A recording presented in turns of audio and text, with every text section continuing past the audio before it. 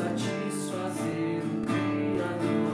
Ele morreu para que a sua luz em nós pudesse brilhar. O Filho do amor se entregou em nosso lugar.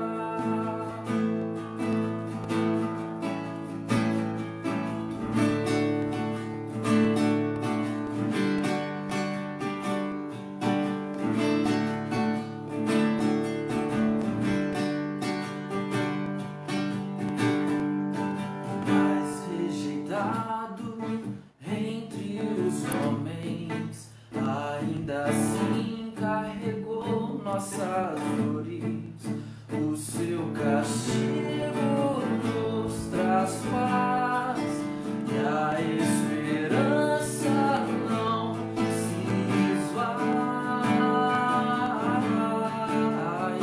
A oferta pela culpa ele ofereceu para satisfazer o Criador.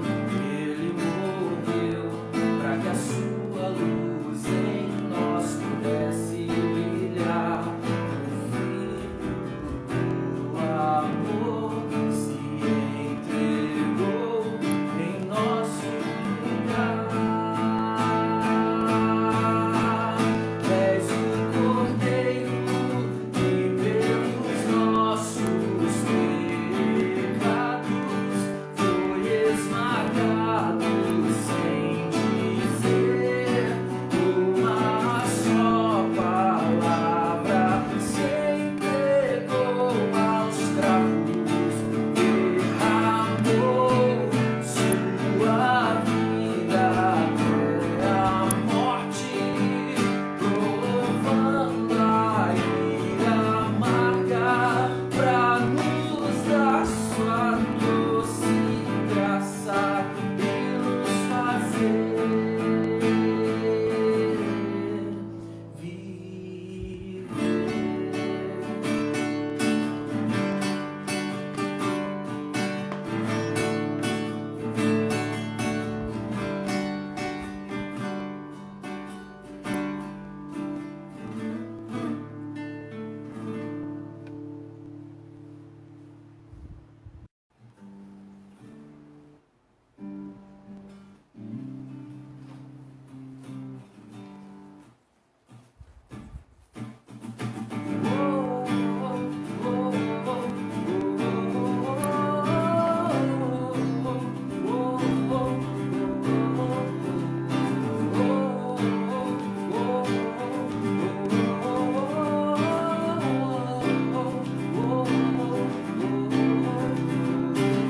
Quem tem poder sobre o pecado, o seu amor é poderoso. O Rei da Glória, o poderoso Deus.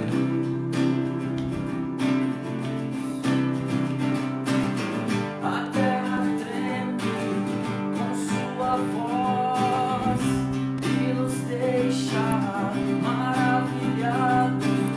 O Rei da Glória, o poderoso Deus. Maravilhosa graça, teu amor que não falha, tomou o meu lugar, levou a minha cruz, teu sangue me salvou, minha dívida pagou.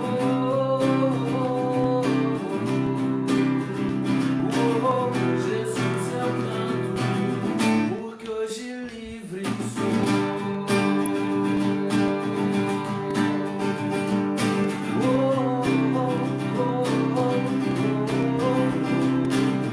És quem traz paz ao caos dos homens, és escudo aos indefesos.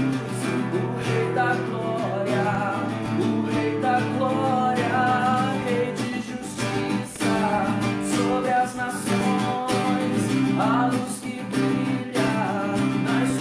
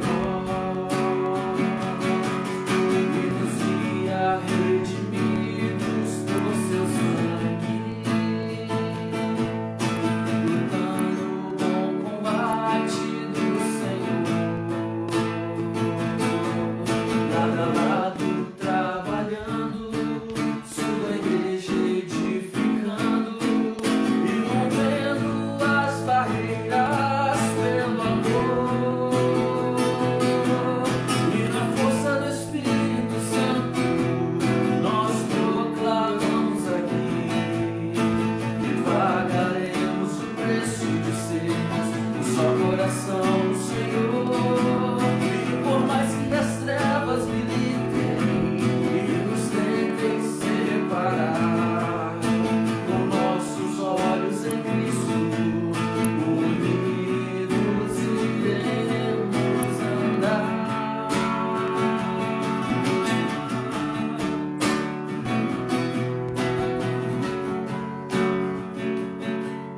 Eu sei que foi pago um alto preço para que contigo eu fosse o meu irmão. Quando Jesus derramou sua vida, ele pensava em ti, ele pensava em mim, pensava em nós. E nos queria redimir por seu sangue, lutando com o combate do Senhor. Lado a lado, trabalhando, sua igreja edificando, rompendo as barreiras pelo amor. E na força do Espírito Santo, nós proclamamos aqui que pagaremos o preço de sermos um só coração no Senhor. E por mais que as trevas gritem e nos tentem separar, os nossos olhos no Cristo, unidos iremos andar. Unidos iremos andar. Unidos iremos andar.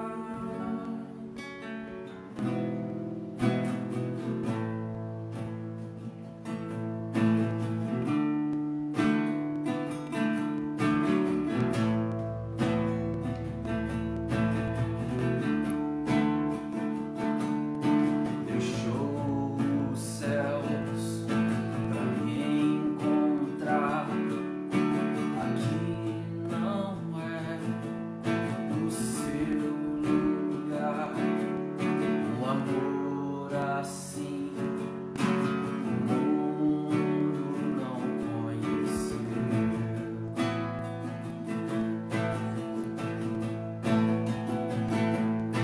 Naquela cruz se entregou, deu perdão, me alcançou. Um amor assim o mundo não conheceu.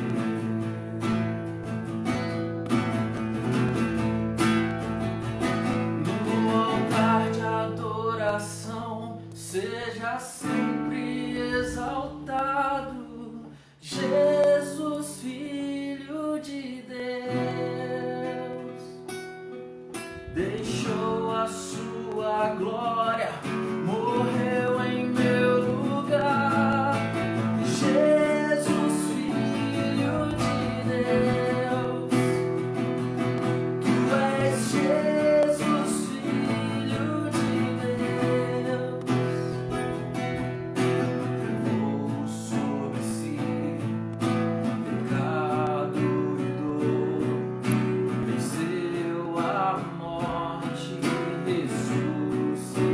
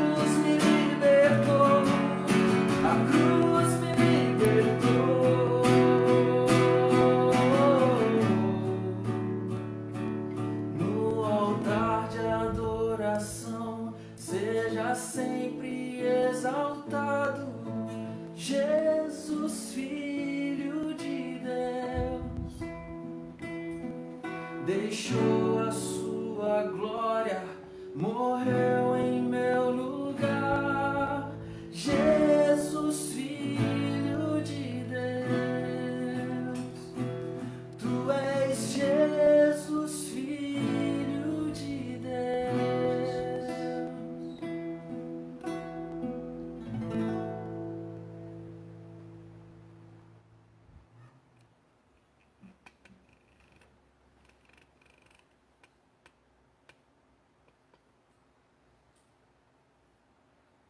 Meus queridos irmãos, vamos abrir as Escrituras, a segunda carta de Paulo aos Coríntios, o capítulo 4, o versículo de número 7, até ao capítulo 5, o versículo de número 10.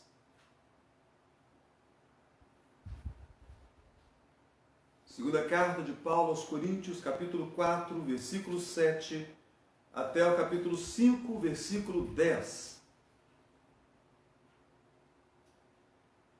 Diz assim a palavra de Deus: temos, porém, este tesouro em vasos de barro, para que a excelência do poder seja de Deus e não de nós.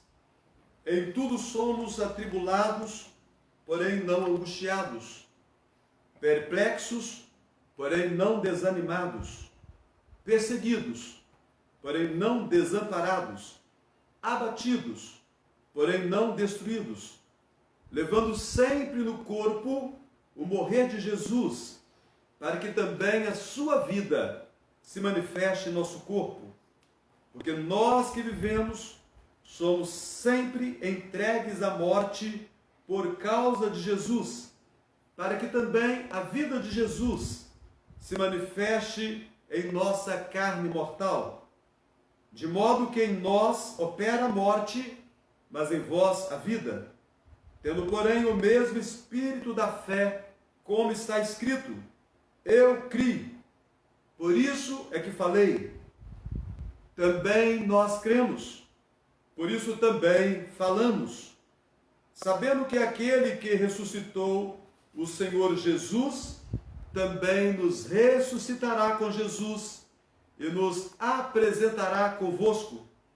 Porque todas as coisas existem por amor de vós, para que a graça, multiplicando-se, torne abundantes as ações de graças por meio de muitos, para a glória de Deus.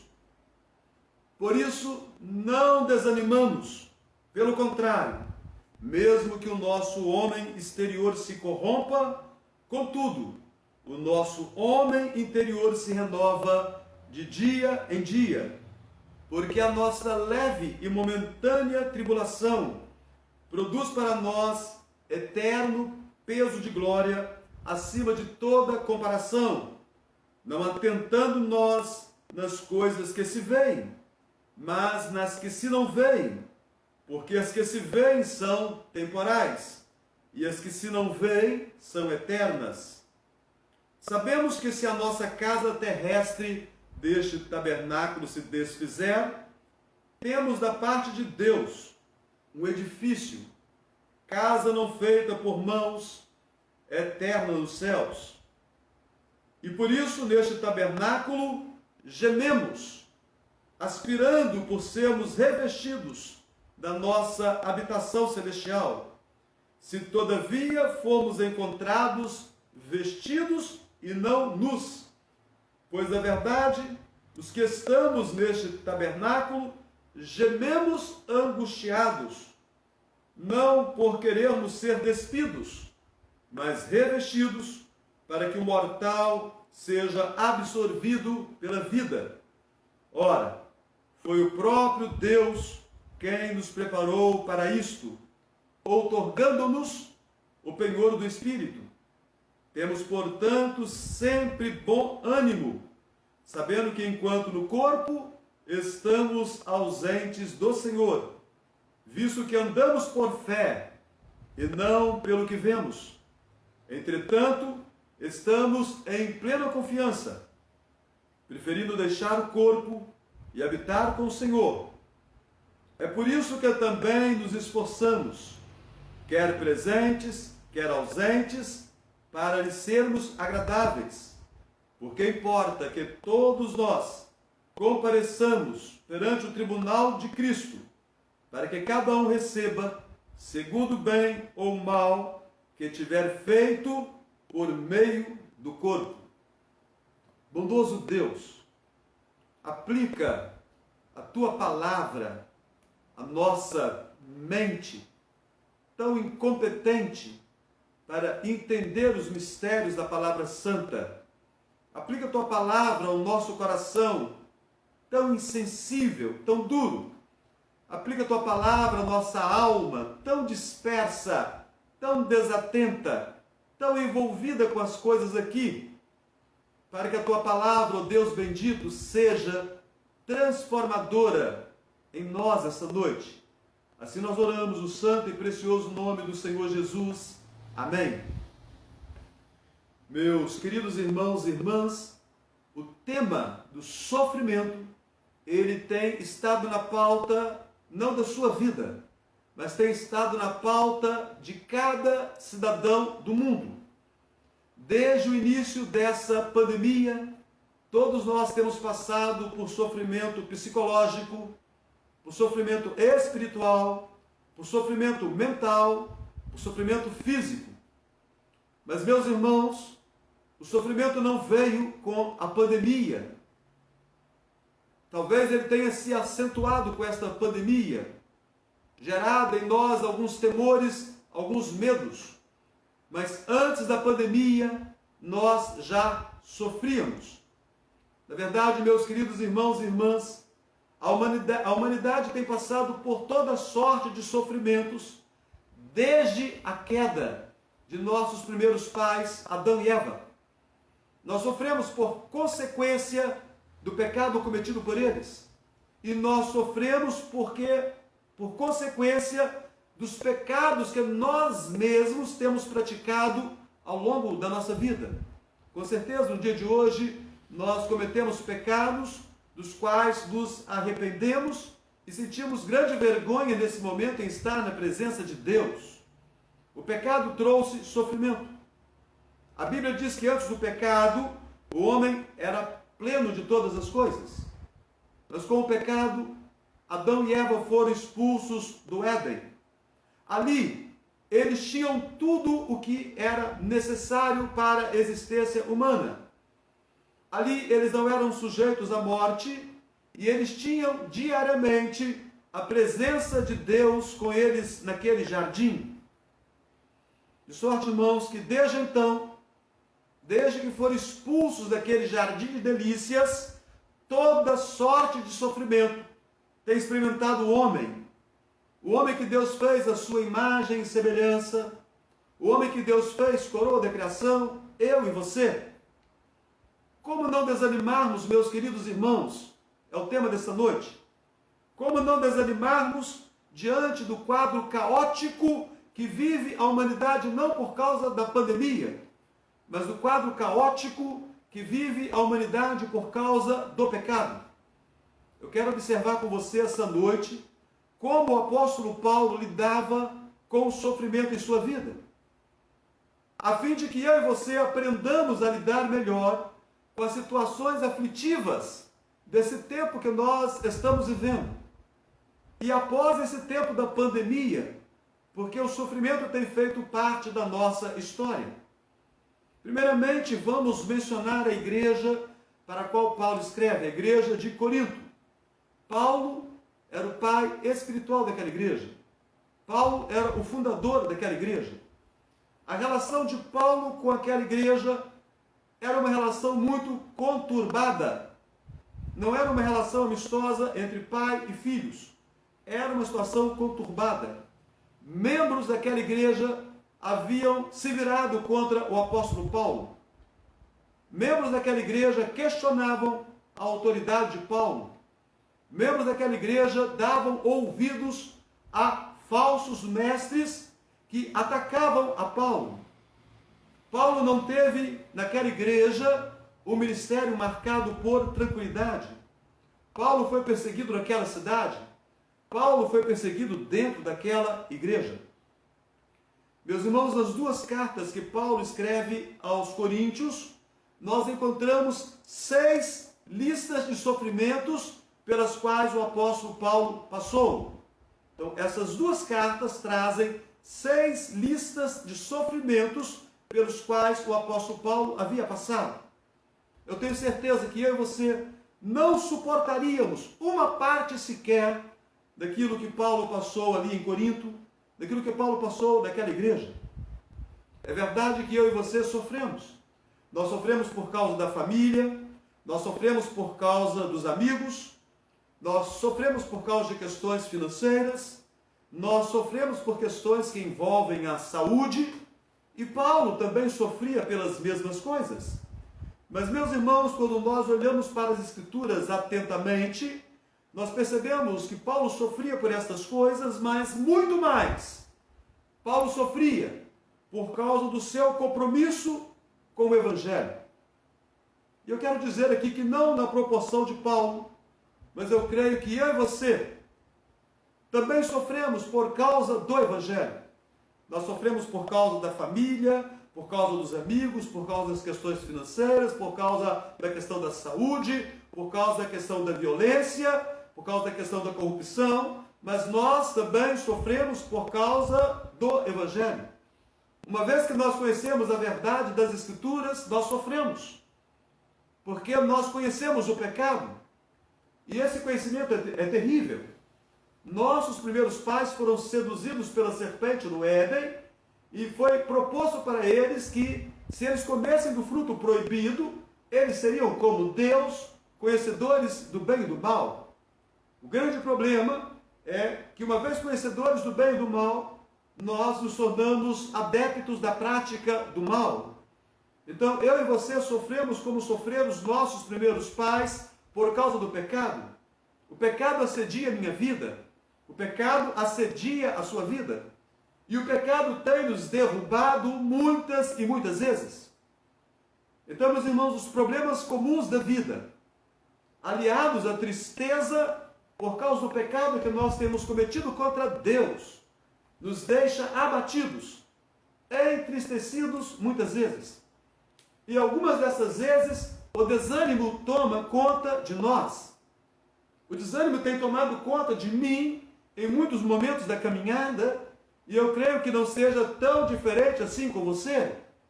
E então nós nos vemos muitas vezes como o salmista, no Salmo de número 13, em que desesperadamente ele lança um brado a Deus. Até quando, Senhor, esquecer-te-ás de mim para sempre? Não é este o sentimento que nós temos muitas vezes?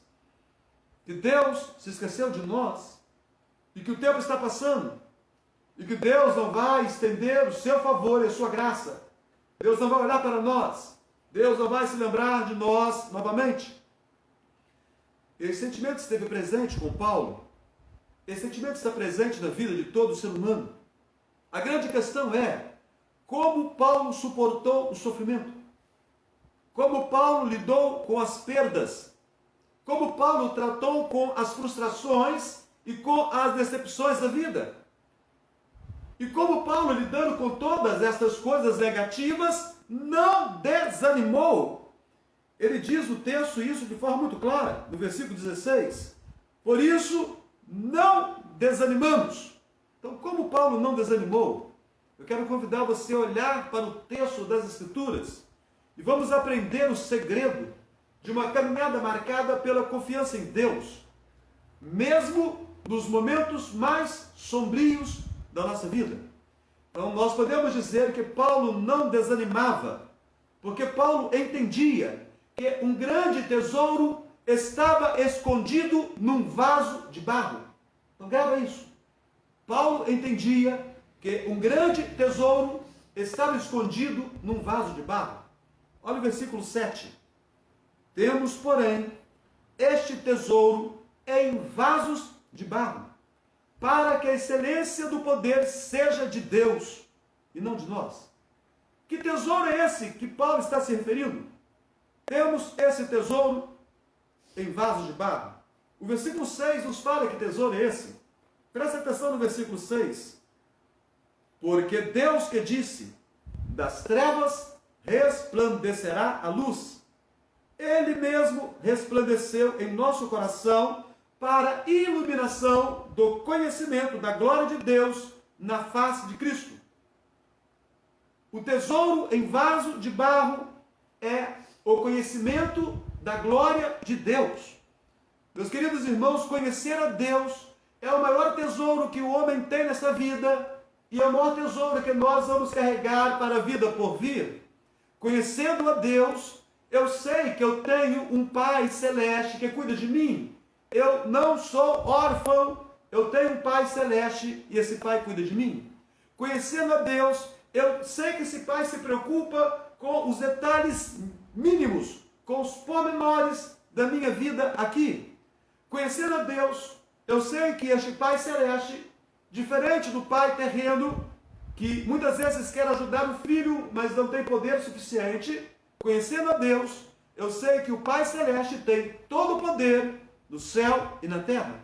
Conhecendo a Deus, eu sei que a minha vida não está sem rumo, mas eu sei que a minha vida caminha para o cumprimento da vontade eterna de Deus.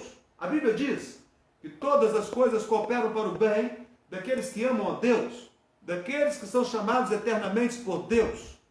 Conhecendo a Deus, eu sei que Ele já providenciou a minha salvação. Eu não preciso temer acerca da minha salvação. Se Jesus me chamar hoje, eu não preciso ter medo acerca da minha salvação, porque por meio de Cristo eu sou salvo. Deus, conhecendo a mim, Ele sabe que eu sempre farei as piores escolhas. Então Deus escolheu a mim para o louvor da sua glória. Vasos de barro. O que significa isso? Meus irmãos, na antiguidade comprava-se vasos de barro na feira. Esses vasos de barro eram muito baratos. E dentro desses vasos de barro escondiam-se coisas de grande valor. Quando o ladrão entrava em uma casa para roubar, ele se preocupava em roubar os vasos caros, e não os vasos de barro comprados da feira, os vasos de barro baratos comprados da feira. Meu querido irmão e irmã, é assim que Paulo se vê. Ele é o vaso de barro, carregando dentro de si o tesouro mais precioso de todos, que é o conhecimento de Deus. Quando o vaso é quebrado, o tesouro é revelado. Assim é comigo, assim é com você. Quando nós somos quebrados, manifesta-se o poder de Deus. A graça maravilhosa é derramada sobre a nossa vida. O Espírito Consolador derrama a sua unção e cura as nossas feridas. Meus irmãos, quando nós somos quebrados pelo sofrimento, nós encontramos em Deus o verdadeiro conforto. Então, se você tem conhecimento de Deus, esse conhecimento, que só pode ser adquirido por meio da Escritura Sagrada, será o bálsamo, será o remédio de Deus que vai socorrer você na sua maior aflição. Você tem esse conhecimento de Deus, você tem uma experiência com Cristo, você está cheio do Espírito de Deus nesta noite, assim que Paulo conseguia continuar e não desanimava, mesmo diante de sofrimentos tão tremendos. Paulo não desanimava, porque Paulo entendia que Deus não permite sofrimento que não se possa suportar. Deus não permite sofrimento que não se possa suportar. Olha o versículo 8. Em tudo somos atribulados, porém não angustiados. Perplexos, porém não desanimados. Perseguidos, porém não desamparados. Abatidos, porém não destruídos. Vamos entender, irmãos. Primeiro, atribulados, porém não angustiados. Paulo era atribulado, mas Deus não permitia que esta tribulação o levasse à angústia extrema, porque Deus o sustentava.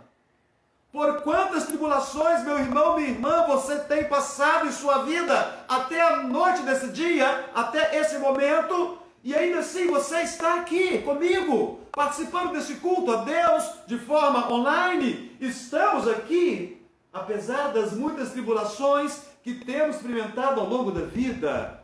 Atribulados, porém não angustiados, porque Deus tem sustentado a Paulo, Deus tem sustentado a mim e a você. Perplexos, mas não desanimados. Meus irmãos, não poucas vezes Paulo ficou perplexo, espantado, assustado, desorientado, diante da intensidade dos sofrimentos que vieram sobre ele. Meus irmãos, momentos houveram da vida de Paulo que a falta de compreensão momentânea do que estava acontecendo poderia desanimá-lo. Mas por incrível que pareça, a falta de compreensão momentânea da situação aflitiva não desanimava o apóstolo Paulo. E não desanimava porque ele sabia que Deus estava no controle. Meu irmão, minha irmã, algumas vezes nós estamos também perplexos.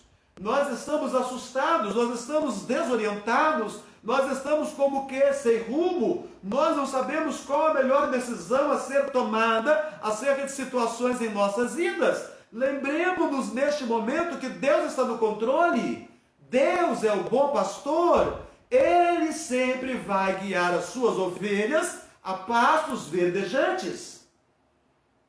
Perseguidos, porém não desamparados. Meus irmãos, nós estamos vivendo esses tempos da pandemia, e alguns devido a essa situação pela qual nós estamos passando, de ter que fechar as portas da igreja, de estarmos nos reunindo de forma online, tem dito que a igreja está sendo perseguida. Mas, irmãos, a igreja não está sendo perseguida. Todos estão tendo que fechar as portas, diminuir o fluxo de pessoas. Nós estamos vivendo uma questão de pandemia.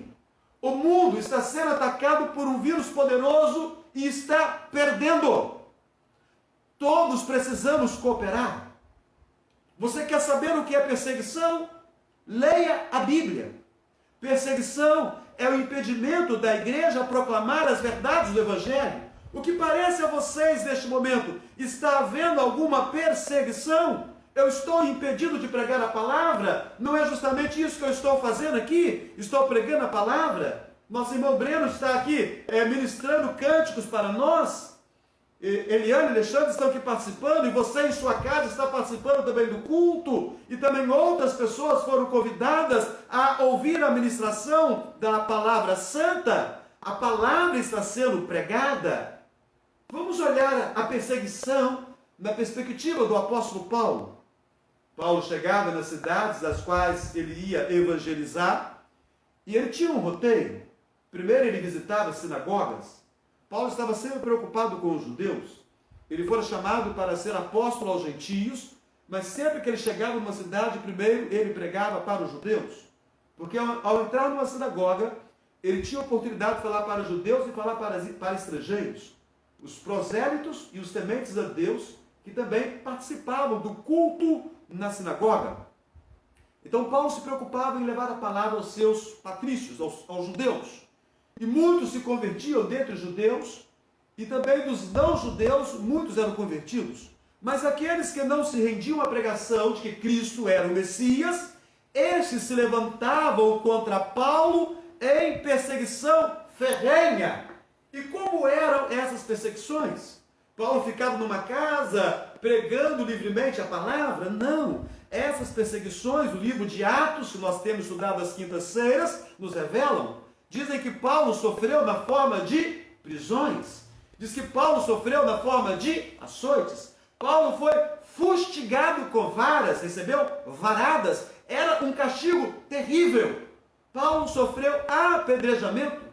Paulo foi expulso de cidades aonde ele estava pregando a palavra. Isso é perseguição. O que nós estamos passando neste momento de pandemia não é perseguição. É bom senso, equilíbrio. É uma tentativa de descobrir o caminho para nós sobrevivermos a esse vírus que já matou milhares de milhares no mundo inteiro. E aqui em nossa cidade, tantas pessoas já perderam a vida, e muitas famílias essa noite estão enlutadas porque perderam alguém querida, vítima desse vírus terrível. Geralmente, nós desanimamos na primeira oposição ao Evangelho. Quando falamos de Jesus e alguém rejeita a palavra que nós pregamos, meu querido Breno, geralmente nós falamos que aquela pessoa é difícil. Aquela pessoa é muito difícil. Ou então nós falamos assim, nós falamos que estamos sofrendo perseguição. Eu estou tentando pregar o Evangelho, mas eu estou sofrendo perseguição. Paulo não desanimava de pregar para os judeus, mesmo sofrendo constante oposição. E de repente, meu querido irmão, minha querida irmã, nós temos nos sentido desamparados diante das situações aflitivas da vida. E até desanimamos da nossa família, desanimamos do nosso cônjuge, desanimamos dos nossos filhos. Filhos lá que desanimaram dos pais, desanimamos dos amigos. Pode ser que essa noite você esteja se sentindo muito sozinho. Pode ser que essa noite você esteja se sentindo muito desamparado. Mas, meus irmãos, Paulo esteve sozinho muitas vezes, mas Paulo não se sentia desamparado, porque ele contava com a presença de Deus. E Deus levantava amigos, Deus levantava pessoas que abrigavam a Paulo. Até mesmo na prisão, Deus levantava pessoas para que visitassem a Paulo. Paulo fala mais: abatidos, porém não destruídos. Meus irmãos, Paulo era homem como nós. Com certeza, muitas vezes Paulo ficou abatido, tamanha a perseguição contra ele. O rigor do sofrimento era tal que, mais uma vez eu afirmo, nós não suportaríamos. Mas ele levantou, ele continuou, não tiveram força para destruí-lo. Meus irmãos, Paulo foi atribulado, Paulo foi perseguido, sentiu-se perplexo, Paulo sentiu-se abatido. Tem se sentido assim? Atribulado, perplexo, perseguido, abatido? O que fazer? Muitos têm virado as costas para Deus. Abandonar a Deus é o melhor caminho. Aqueles que na hora da aflição abandonaram a Deus estão agora sofrendo mais ainda. Paulo experimentou tudo isso, mas essas coisas não o afastaram de Deus. Essas coisas não fizeram com que Paulo virasse as costas para Deus. Essas coisas não permitiram que Paulo abandonasse a Deus, porque Deus o segurava no limite. Deus não permitia que o sofrimento fosse adiante. O poder de Deus sustentava o seu servo Paulo, mesmo em meio à adversidade. É por isso que Paulo podia falar: quando fraco, então é que sou forte. Esse era o seu brado nas horas difíceis. Meus queridos irmãos, Deus também não vai permitir que eu e você passemos por sofrimento acima da nossa capacidade de suporte. Nós podemos estar no limite esta noite, mas Deus está sustentando a nossa vida. Nós cremos na palavra de Deus. Paulo, escrevendo aos Coríntios, a primeira carta, ele disse: não vos sobreveio tentação que não fosse humana, mas Deus é fiel e não permitirá que sejais tentados além das vossas forças. Então Paulo não desanimava, porque jamais vai vir sofrimento acima da capacidade de suporte de um servo de Deus, porque Deus não é cruel. Meus irmãos, Paulo não desanimava, mesmo diante das aflições pelas quais passava, porque Paulo entendia que a morte não é o fim de todas as coisas. Observa comigo os versículos 13 e 14. Tendo, porém, o mesmo espírito da fé, como está escrito: eu criei, por isso é que falei. Também nós cremos, por isso também falamos. Sabendo que aquele que ressuscitou o Senhor Jesus, também nos ressuscitará com Jesus e nos apresentará convosco. Presta atenção aqui, olha que expressão interessante. Como está escrito? Como está escrito? Onde está escrito?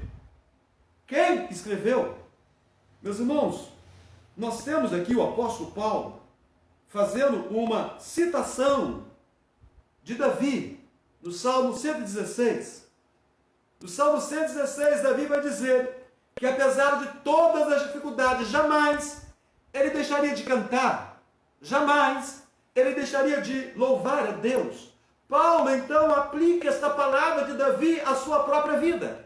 Paulo está dizendo que ele não vai desanimar jamais, porque assim como Davi, ele também acreditava naquilo que ele anunciava. Então ele fala da sua crença. E no que Paulo crê, o que Paulo anuncia. Nós lemos aqui o versículo 14, sabendo que aquele que ressuscitou o Senhor Jesus, também nos ressuscitará com Jesus e nos apresentará convosco. Paulo acreditava na ressurreição dos mortos. Quem tem esta crença sabe que nada poderá separá-lo de Deus. Paulo está dizendo, eu creio que mesmo que os sofrimentos me levem à morte, eu não ficarei morto, porque o meu Senhor me ressuscitará. É por isso, meus irmãos, que Paulo, escrevendo aos Romanos, fez uma declaração maravilhosa. Quem nos separará do amor de Cristo? Será tribulação? Ou angústia? Ou perseguição? Ou fome? Ou nudez? Ou perigo? Ou espada? E ele mesmo responde, nada nos separará. Firme-se, meu querido irmão, minha querida irmã, na promessa da ressurreição. Foi Jesus quem disse, eu sou a ressurreição e a vida. Quem crê em mim, ainda que morto, ressuscitará. Você está morto espiritualmente? Você sente que está seco espiritualmente? Você sente que precisa de uma visitação poderosa do Espírito de Deus esta noite? Creia! Jesus te dá vida. Paulo não desanimava, porque Paulo entendia que a morte não é o fim de todas as coisas. Paulo não desanimava também, porque Paulo entendia que a glória por vir é maior que a tribulação presente. Paulo fazia uma comparação do sofrimento pelo qual estava passando e a glória que haveria de ser revelada a ele. Paulo faz 4 considerações sobre a realidade e a expectativa. Há uma brincadeira na internet, expectativa e realidade. A expectativa é algo muito grande, a realidade é uma vida miserável. Mas Paulo faz uma comparação entre a realidade e a expectativa, entre aquilo que é miserável e aquilo de grandioso que está para ser revelado. Então nós não desanimamos, porque o homem interior será superior ao homem exterior. É o que Paulo fala, olha aí, o versículo de número 16. Por isso não desanimamos, pelo contrário, mesmo que o nosso homem exterior se corrompa, contudo, o nosso homem interior se renova de dia em dia. Homem exterior e homem interior. Você consegue entender? O homem exterior é o nosso corpo, é o vaso de barro. Paulo diz que esse homem exterior se corrompe. E esse homem exterior, meu querido irmão e irmã, se corrompe em 2 sentidos. Primeiro, no sentido da corrupção moral. O homem exterior sempre sente atração pelo que não é moral. O homem exterior sente-se sempre atraído pelo pecado. A expressão de Paulo era de horror. Miserável homem que sou! E também, quando nós olhamos aqui para o homem exterior, fica evidente para nós também o sentido não só da corrupção moral, mas também da corrupção física. O corpo se corrompe pela velhice, pelas doenças, pelos sofrimentos. Paulo via essa corrupção avançando em sua vida. Seu corpo era maltratado pelas prisões, seu corpo era maltratado pelos açoites, pelas varadas, pelos apedrejamentos, pelos exílios. Meus irmãos, não temos também nós percebido essa corrupção do homem exterior em nossa própria caminhada? No sentido moral, não é fato que eu e você queremos ser fiéis a Deus, mas estamos sempre cedendo ao pecado? É bem possível que nós tenhamos feito hoje cedo um voto com Deus de uma vida santa e já tenhamos quebrado esse voto ainda no dia de hoje. Então também nós podemos exclamar, como Paulo exclamou, o bem que eu quero fazer eu não faço, mas o mal que eu não quero, esse está sempre diante de mim. E também nós experimentamos, como Paulo, a corrupção no sentido físico. Também nós percebemos a corrupção em nossa caminhada quanto ao nosso corpo. Nós não temos como lutar contra a deterioração do corpo. O fim do corpo é uma bela exposição que Salomão faz no livro de Eclesiastes, capítulo 12, os versículos de 1 a 6, a descrição de uma casa caindo aos pedaços. Assim é o ser humano. Envelhece, enfraquece, adoece e morre. De maneira, meus irmãos, que nós, quando olhamos para o homem exterior, nós entendemos bem do que Paulo está falando. E Paulo está dizendo para nós aqui que o homem interior será superior ao homem exterior. Como que Paulo suporta a aflição? Porque ele sabe que o homem interior é mais forte que o homem exterior. Então, na mesma proporção que o homem exterior decaía, o homem interior se renovava de dia em dia. Na mesma proporção em que o vaso de barro era quebrado, o homem interior se renovava. O homem interior é o que nós somos em Cristo Jesus. É aquilo que vai ficar, é a nova natureza, é o novo homem criado em nós pela ação do Espírito Santo, pelo poder do Senhor Jesus. Nós não desanimamos também dentro dessa perspectiva de Paulo, porque a glória a ser manifestada é superior à tribulação que nós enfrentamos hoje. Olha o versículo 17. Porque a nossa leve e momentânea tribulação produz para nós eterno peso de glória acima de toda comparação. Então Paulo está dizendo que prisão, açoites, varadas, apedrejamento, risco de morte, exílio, é leve tribulação. Meus irmãos, para alguém dizer isso, é preciso que essa pessoa tenha em mente algo extraordinariamente maior para fazer uma comparação. Então ele fala, a glória que nos aguarda, eterno peso de glória. Ou seja, há uma glória que nos aguarda, e essa glória será algo muito denso, algo muito grande, algo muito pesado, algo muito extraordinário, porque a Bíblia diz que essa glória consiste em que nós não estaremos mais sujeitos à dor. As lágrimas não mais farão parte da nossa caminhada. A separação das pessoas que nós amamos não vai acontecer nunca mais. A Bíblia diz que não haverá luto, nem pranto, nem dor.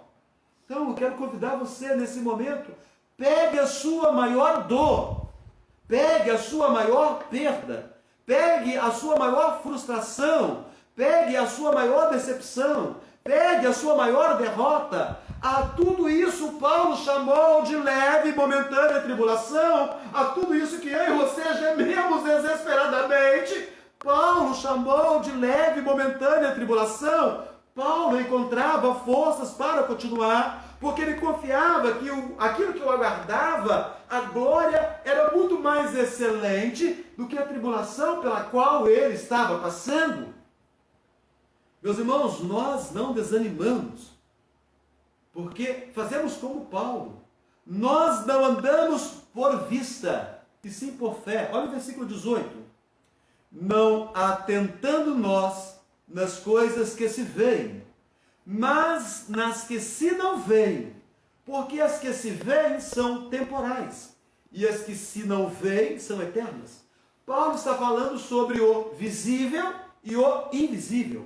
Meus irmãos, nós dependemos das coisas que vemos, nós dependemos das coisas que tocamos, nós dependemos das coisas que provamos, nós dependemos das coisas que experimentamos. E muitas dessas coisas já se provaram incapazes de satisfazer os anseios de nossa alma, porque todas essas coisas são passageiras.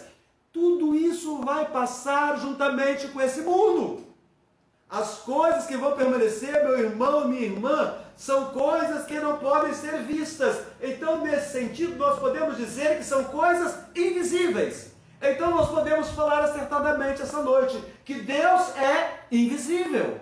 O Senhor Jesus é invisível. A vida eterna é invisível. Os que já morreram e que estarão na glória conosco são, nesse momento, invisíveis para nós. Os anjos que nos acompanham e nos servem são invisíveis. Todas as realidades que Deus nos prepara são invisíveis. nós nunca chegaremos a elas pelos nossos sentidos.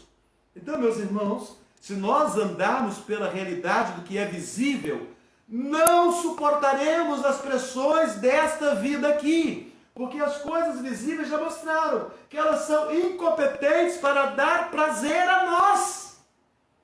Então nós somos convidados a fazer como Paulo, a caminhar olhando o invisível. Olhando o invisível, nós venceremos. Então, meus queridos irmãos e irmãs, andemos pela fé.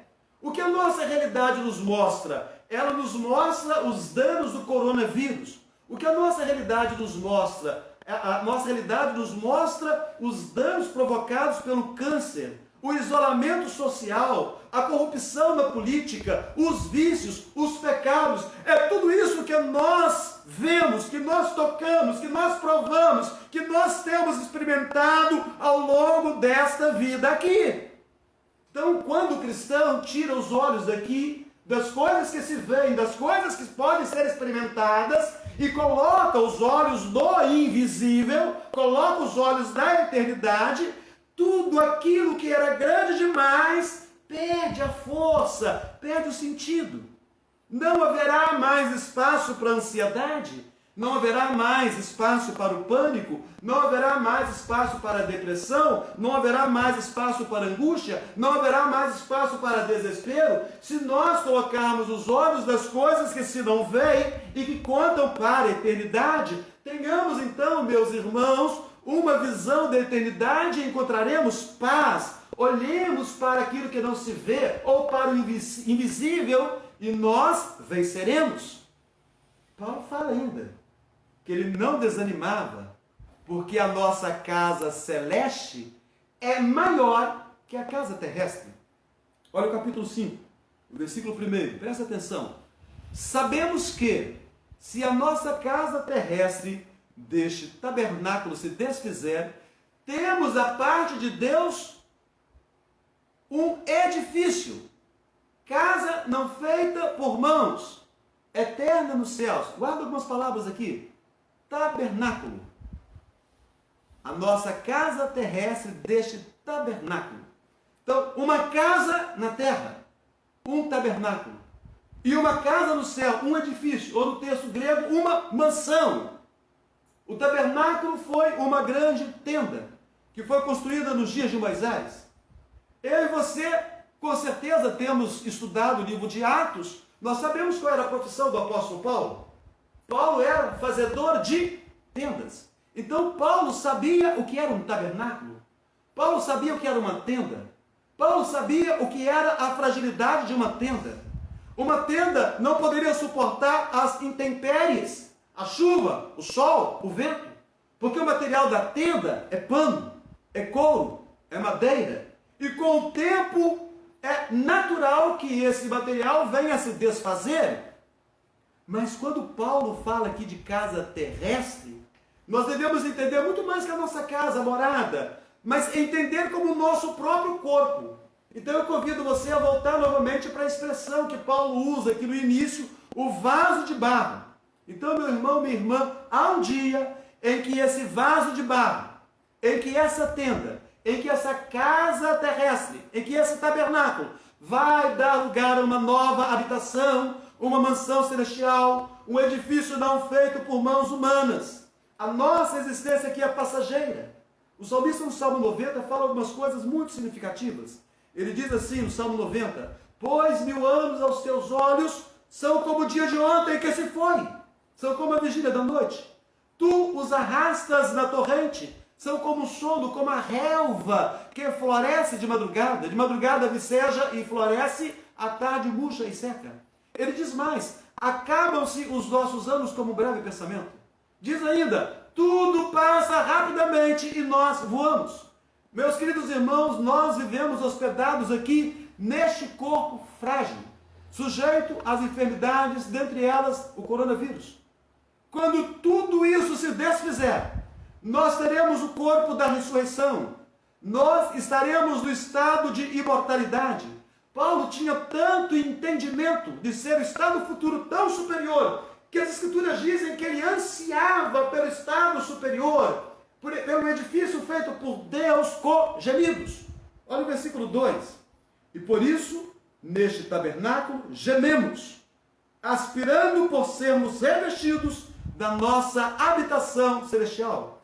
Paulo está falando aqui que ele gemia, ou seja, ele desejava muito o estado futuro. Gememos aqui pode ser entendido como um profundo suspiro. Quando eu e você desejamos uma coisa, nós suspiramos. Então Paulo suspirava pelo céu. É dessa maneira que Paulo continuava. É dessa maneira que Paulo não desanimava. Meus irmãos, nós temos suspirado pelo céu. Quem suspira pelo céu não tem tempo de pensar nas aflições dessa vida aqui. Quem suspira pelo céu mal sente as dores aqui. As dores aqui são apenas um momento de transição para experimentar a glória do céu. Quem suspira pelo céu continua, mesmo em meio ao sofrimento. Quem suspira pelo céu, como João no livro do Apocalipse, faz a sua oração, a última oração da Bíblia. Amém! Ora vem, Senhor Jesus. Meus queridos irmãos, mesmo que o coronavírus esteja batendo a porta, e está batendo, cada dia aproxima-se mais de nós, ou o câncer esteja atacando a nossa vida, ou das pessoas que nós amamos, ainda que as finanças estejam em baixa, muitos empresários tiveram que fechar os seus negócios, muitos empregados foram mandados embora dos seus serviços. Então, nesse momento, muitas pessoas estão sem trabalhar. Então, ainda que essas aflições venham sobre nós, nós temos motivos nas Escrituras para não desanimarmos. E Paulo nos convida a observarmos o seu ensino precioso. E nós também não vamos desanimar. Então, nós não desanimamos, porque o vaso de barro, quando quebrado, revela tesouro precioso. Não assusta se o vaso de barro quebrar, se vier aflição sobre a sua vida. Nós não desanimamos, porque Deus nunca vai permitir que nós venhamos a sofrer acima da nossa capacidade de suporte. Ele não é cruel, Ele é Pai, Ele nos ama, nós somos seus filhos.